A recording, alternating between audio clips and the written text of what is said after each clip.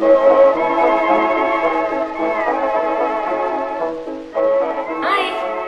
to the Fabels of Knitting. My name is Helena. I am the knitwear designer behind Fabel Knitwear. This is episode 6 and I will be talking you through the Heroine Collection. First off, we don't have a sofa. What? So the acoustic is, there's a lot of acoustic going on in here right now. We are getting our new sofa hopefully this week.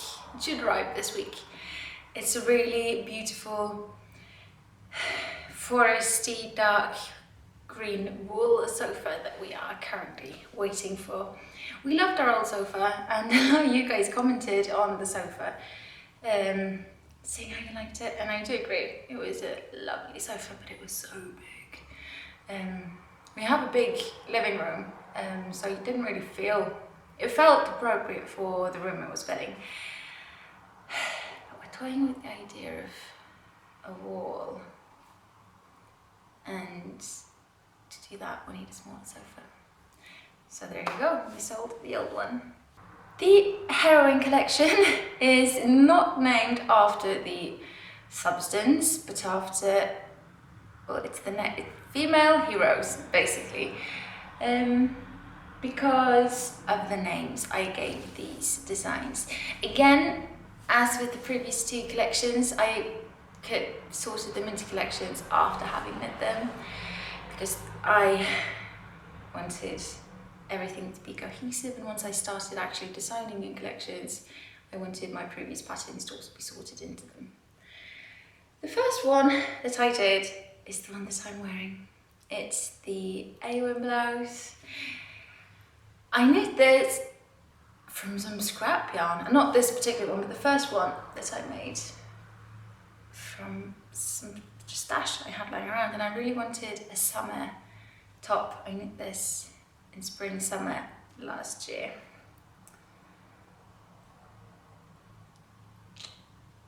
I really do love it.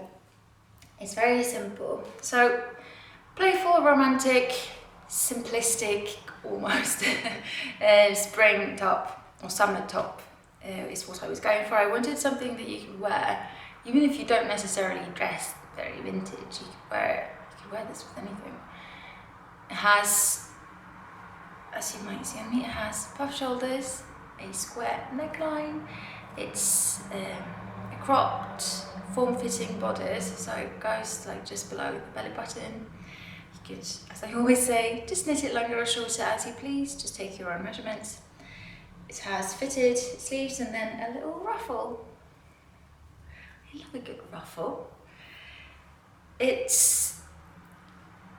I love square necklines. I've said this before. I think they're very flattering. They frame your neck very beautifully. So I'm wearing these dress clips. I've talked about dress clips before. And I think unless you're actually into vintage, you might not know about these. They're not common anymore. These are from the 30s or 40s, which is the eras when they were very popular. You'd clip them on your tops or your dresses, anything with an appropriate neckline. Instead of a necklace. I think they're very subtle, which I quite enjoy about them. They're probably not very subtle. Just subtle for me is probably way above subtle for your average person. I also have these, I've shown you these before. These are from the 40s. And as I've also said before, don't try to put these in your ears because they are very sharp. They're meant for your clothing. So the first one was knit in Pickles Merino Tweed. This was leftover yarn from when I was designing the Forestbury jacket. It takes about a skein and a half of merino tweed. One ball is nearly 400 meters, 380 something. So there's a lot of yarn on one ball. So this was about 1.5, I think it's 140 grams or 150 grams of merino tweed. For this is the colour Milk, which is speckled with blue and yellow. And for this yarn, I I think the ruffles are beautiful in this particular yarn. I mean, ruffles, all the feminine things. Give them to me. So this was the first one that I did. I now have 3. I have the one I'm wearing, which is knit in Tweedy Todd Flux, which is a, oh my goodness, I'm going to try to remember this correctly, linen alpaca silk blend. Don't quote me on this, but it's really, I wore this a lot last summer. We had quite tropical temperatures in Oslo last summer, but this was absolutely wearable, even when it was tropical. So I think the linen just cools it off really nicely, and it has this lovely, almost metallic sheen to it, and the colour is actual gold. This is not yellow, this is gold. I'm very, very happy with it. It hangs a bit differently, so it doesn't ruffle quite as well as the merino tweed. I still think it worked very well. I also have a brown one, which I knit in leftover pure wool, Pickles pure wool. This yarn was left over from my boyfriend's cardigan that I showed you previously, the brown Krasisk kofta. I had a lot of yarn left over after that one, and when I had enough yarn to knit like to there, and then I was out, and because there's so much yarn on one skein, it just felt ridiculous going out and buying another one. So I posted on Instagram in my stories asking if anyone had any, like just a tiny leftover bit, because this isn't much.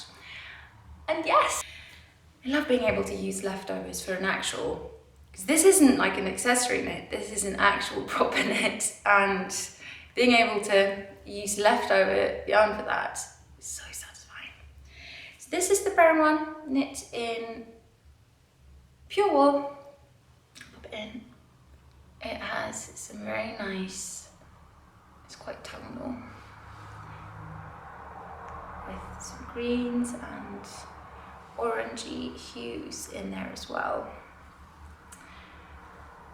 And the ruffle, this is a bit warmer. Pure wool is a lot warmer and more sturdy than merino tweed. So I think of all 3 of them, I prefer wearing the merino tweed and this, but I prefer the ruffles and stretches on the merino tweed. But this one, I wore this quite a bit last autumn and during winter if I was wearing a top, because you still need a bit of wool, and I think that's just a habit. It feels really weird if I'm not wearing any of my knits. I don't even know what I used to do before I started knitting. Like, what did I wear? Was I not constantly cold? I'm so happy I started knitting. Ugh. Another knit for the Heroine Collection. By the way, if I'm saying this wrong, let me know. I can't really think of any other ways of saying it. There must be heroine. Anyway, let me know. I don't want to say that wrong. Another one is the Ginevra tea. So Ginevra is Ginny Weasley's full name. She might have more names. That's her first name. I can't remember. It's been packed away in my cedar chest because it's one of my summer knits and I haven't worn it since last summer. There you go. Super simple. Again, high-waisted, stockinette back and forth top with a button band that runs up the front and a V-neck, raglan sleeves, and just super simple t-shirt sleeves. This is knit in Pickles Boo Boo, which is their lovely bamboo yarn, so it's super cool to the touch. And wearing it last summer, as I said, it was quite tropical. This was heaven to wear. Unfortunately, they're discontinuing it, Heartbreak. So I'm gonna have to test my boo-boo patterns in another yarn, because there's no point in having a recommended yarn that's not available. I don't know how any of these knits work in other yarns, because as I mentioned in the last episode, this expands quite a bit when you wear it, so it's designed with this very particular yarn in mind. So if the yarn you're using doesn't expand as much, it might be too small. Anyway, I'm gonna, once I finish my Heroine collection, I'm gonna test this in another yarn, probably Pickle Summer Wool, which is what they are replacing it with. Yes, it has ribbing at the bottom of the shoulder, sleeve, and at the hem. It's just super simple. I have enough to knit and enough boo-boo left over. Not left over, I bought a ton last summer when they had a sale on. And I have this in cream and I have it in yellow. And oh, I have such exciting plans for that yellow. Although probably now not publishing plans, as the yarn is being discontinued. The last one in this collection is the Hedwig tank. This was probably my most worn item of clothing last summer, like in total. Again, it's been folded away since then, so I didn't steam anything. I probably should have. You get the gist. Super simple tank top. But you can't just make a tank top and not throw in a bit of Fabel spices. Spices being sugar. It's quite playful and elegant, so it's a tank top with a hint of all the things that I really like. It has a ruffle at the front, and then you knit the top, you cast it off at the top, and then you ruche it here.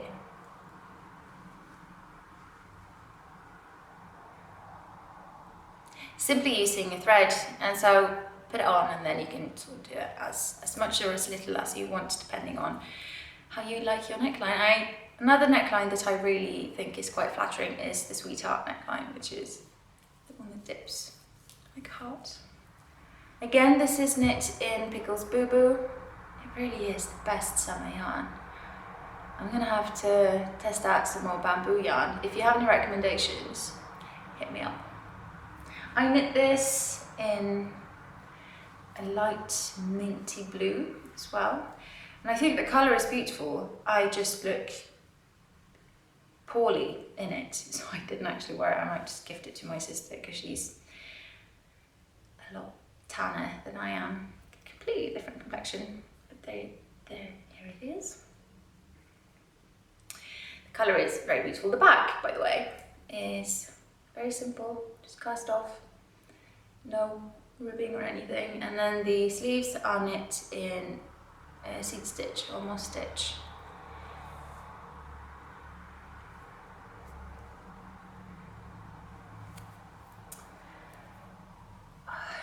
It's so nice to touch, it's very silky.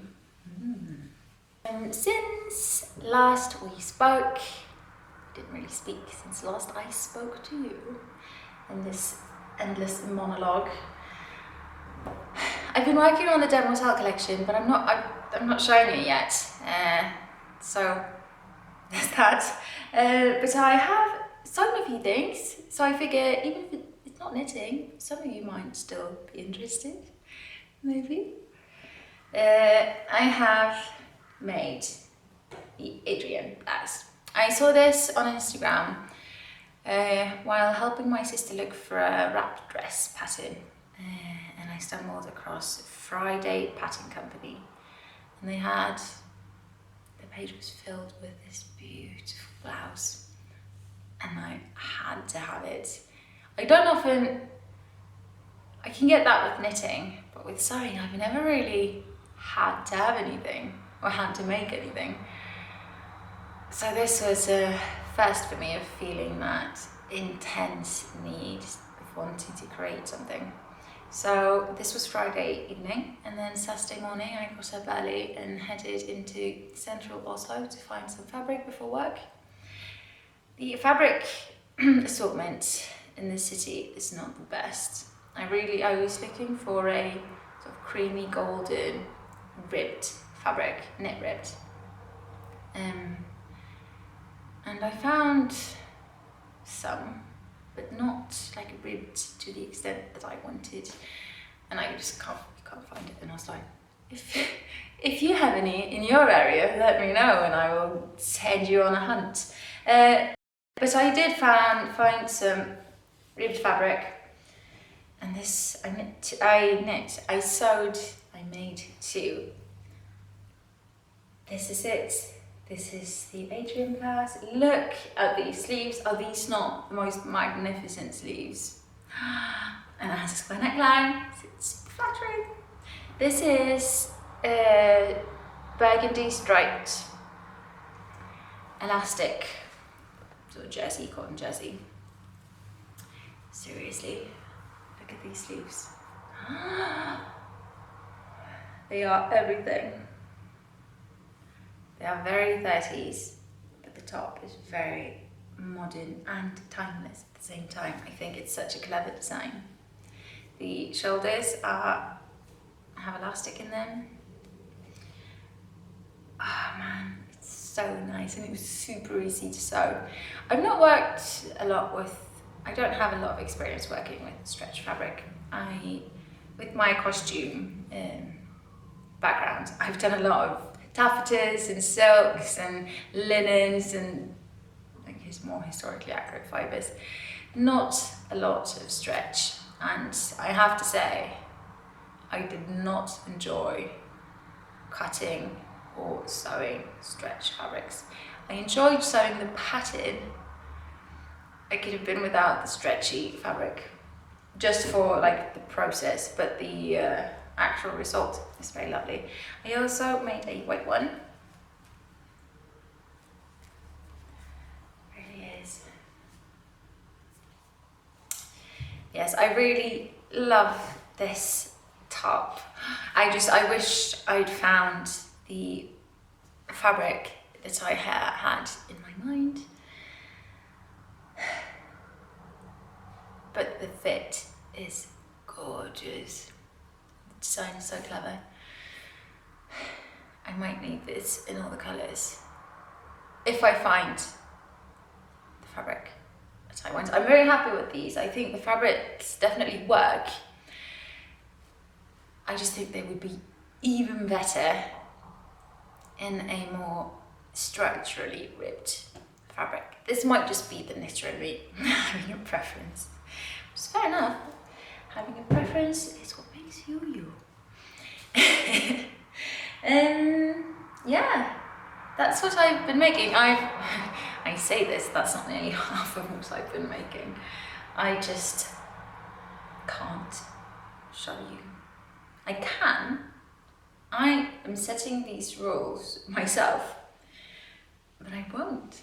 I don't know why I'm being so secretive about all these things that I'm doing.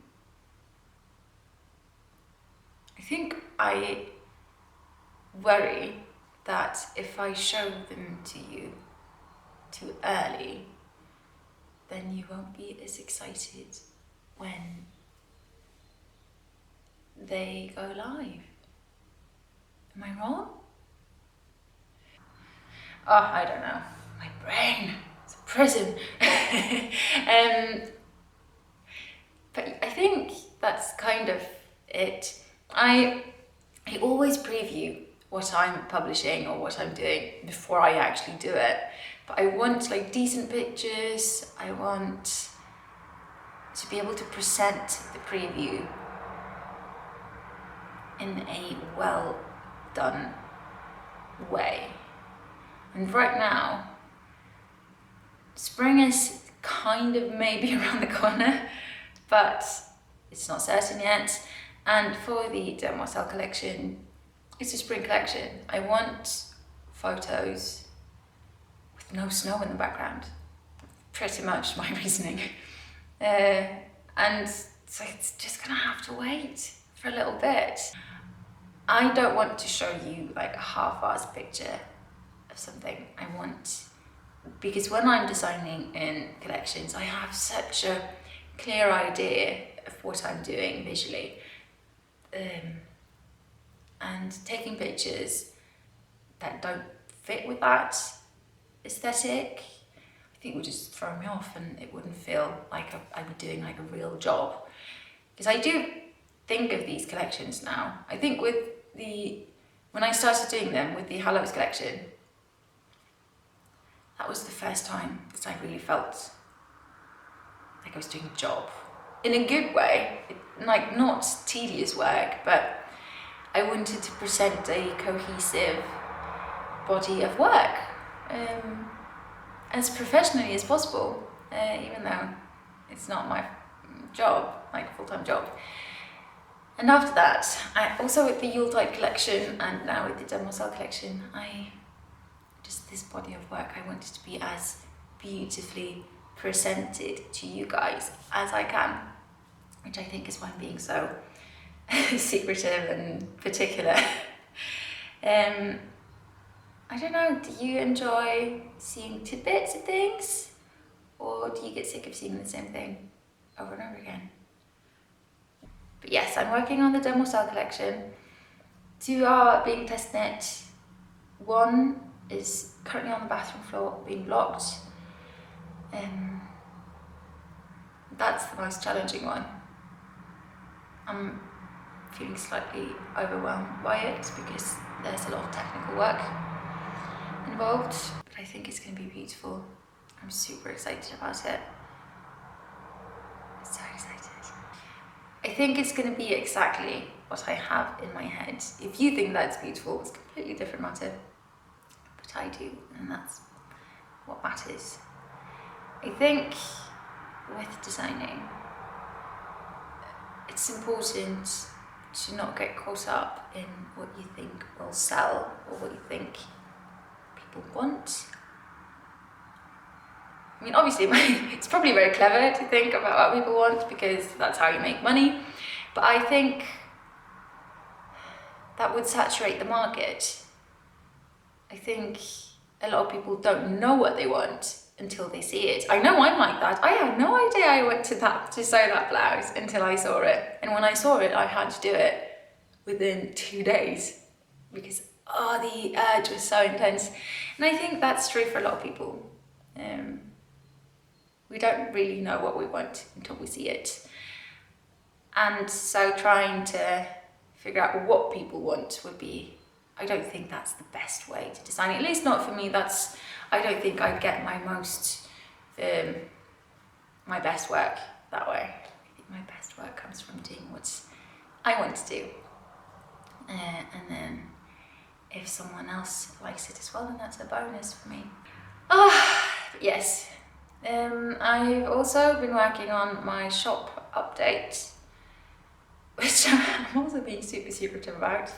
I'm working on getting some stuff out, or making some stuff available that are pretty in regards to things that you use when you're knitting. Because I'm so particular about those things myself. You're spending a lot of hours making something, so why would you not want to make the process also as aesthetically pleasing as you can? And obviously what I find aesthetically pleasing doesn't resonate with everyone, but for instance, I'm not a fan of like lime green stitch markers. It's never really been for me, so I'm just going out on a limb and guessing there are others like me out there amongst you. Anyway, I can't remember what I was saying. Yes, shop update. My shop update. Working away. Pretty things. Limited supply, because I don't know if there's a market for it. and I'm making a lot of stuff myself. So that's been happening. I'm very excited to show you, but I'm still working on how and when and all that stuff. I can, like, for the last month and a half, I've been in this constant state of very slight overwhelmed panic. It's good to be me. Just because I feel like I've had a lot on my plate. And it's a plate I've served myself. I'm not being given this overwhelming plate of things. I've done it for myself, like this is my own fault. But with my vintage shop, stuff's been happening there, and with my collection, which is, as I say, feeling more and more like work in the best possible way. I'm more and more drawn towards knitting than I am anything else. So it's taking up a lot of my brain space, brain capacity, this designing work. But I really, really do love it, so I'm not complaining. But that's been taking up a lot of time, and then I've given myself this shop update that I am set on getting to you, and I'm very lucky because I follow through. I have a good system around me. I don't worry about not being able to finish or complete things. I can just get very overwhelmed when I'm not during the process. And I've always been like this. I remember in school when we had big projects, I was so ambitious, which is good, it gets me places. But at the same time, that stress of get a project, and I knew exactly what I was doing, and it was so grand and in-depth and as professional as I can possibly make it. And just the process, I can just even talk about it, I get quite stressed. But then once I start, I'm good. It can be a lot of work, but I'm good. And once I'm in the process, I'm not stressed. But before I start, I get so stressed. I'm having all these things happening. I can only really work on one thing at a time because I only have so many hours of the day. So there's always something I've not started yet. And just that constant stress of having things that I've not yet started doing. Oh, it's been so tiring. But it's my own fault. I just need to try to relax. Anyway, knitting collection, pattern collection, shop update, and before Christmas I was planning on meeting up with my test knitter Hannah Maria to grab a coffee and take some pictures of her Fabel Knitwear knits. But then Christmas being Christmas, it was suddenly January and she was back in London, which is where she lives. Lucky for me, I went to London not too long ago and she had time to meet up for a coffee and some photos.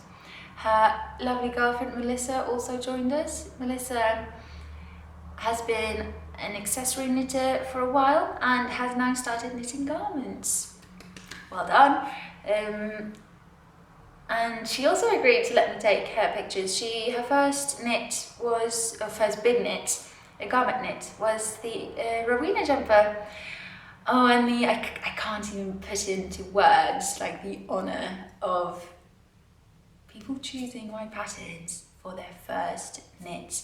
The amount of trust I feel that takes. Oh, I love it. Thank you, anyone who does that, and thank you anyone who knits them just in general. But it's, I feel quite honoured that people choose these knits as their first garment knits. So Melissa had a beautiful pink Rowena jumper and Hannah Maria came wearing her red silver blouse dress. She's knit a lot of them. She's currently knitting 2 of my Demoiselle collection garments as well. She's brilliant. And then I took their pictures and we went for a coffee. It's so nice. After that, I met up with my friend Cecilia, who I've gotten to know through my vintage shop, who has also started knitting garments. And the Forestbury jacket was one of her, I think, not her first garment. She's knit some other garments, but her most intricate garments. And so I asked her if she wants to meet up and grab a coffee, and maybe if she'd let me take some pictures. And she did, which is lovely. And then she joined me went down to my shop just to browse. And then she ended up staying all day, and it was just the best day. It was so lovely to have a visitor in my shop all day. And then on Sunday, I met up with my friend Inga, who I also got to know through my vintage shop. I've met some lovely, lovely ladies through my shop. And she's also now a knitter.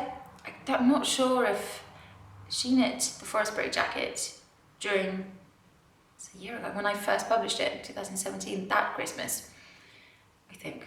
And I think maybe it was one of her first garments. Maybe not the first, but one of the first. But she's knit a lot of my patterns since then. Oh, and I love, she's also one of my test knitters now. She's test knit a lot of them. She's also test knitting 2 of my demoiselle patterns at the minute. So she was a darling and brought, was it four of her knits on Sunday, and we just walked around also and took some pictures. And then we're doing another meetup when spring summer comes, because she's got like the headwood tank, and you're not going to photograph that in the snow. That's ridiculous.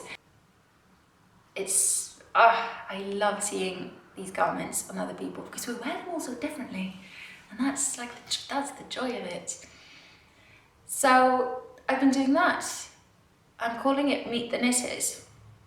Yeah, great fun.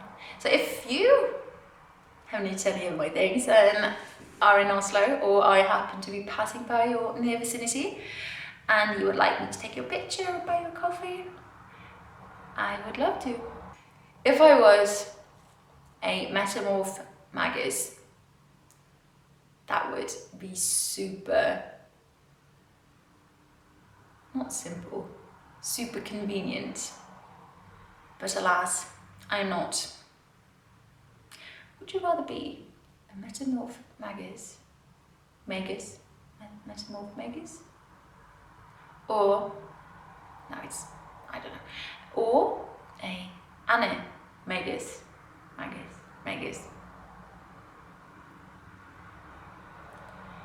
don't know. I am drawn to Anne magus, maybe. What animal would I be? Digression, Harry Potter digression. So this was actually my last collection. What? I've talked you through all my collections. What is this sorcery? It's gone by quickly. Worry not. I am working on more collections. I will always have things to show you, and I enjoyed this.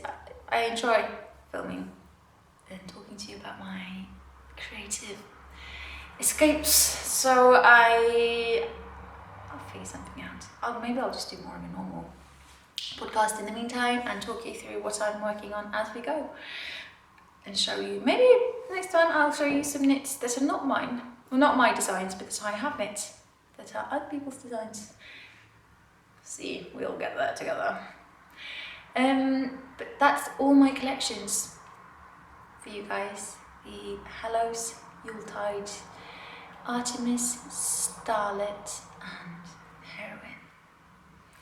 If you're curious about any of them and you've not seen all the episodes, you are welcome to go back in the archives and have a look, and I will talk you through my design processes. I will see you next time, and I hope you have a lovely day and a lovely week, and that you get loads of knitting done. Bye!